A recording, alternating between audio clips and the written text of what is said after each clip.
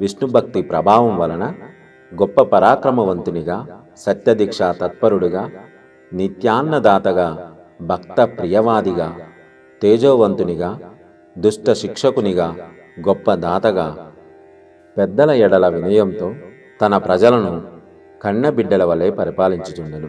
శత్రువులకు సింహస్వప్నమై, విష్ణుసేవా దురంధరుడై, కార్తీక వ్రత ప్రభావముతో కోటికి పడిగెత్తి అర్షడ్వర్గములను కూడా జయించాడు. అతడిప్పుడు విష్ణుభక్తులలో గొప్పవాడు, సదాచార సత్పురుషులలో ఉత్తముడై ప్రకాశించుచుండెను.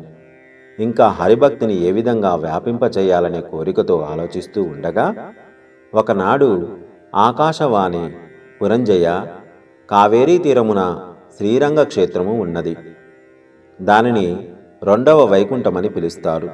నీవు అచ్చటకు వెళ్ళి శ్రీరంగనాథుణ్ణి సేవించి పూజించుము.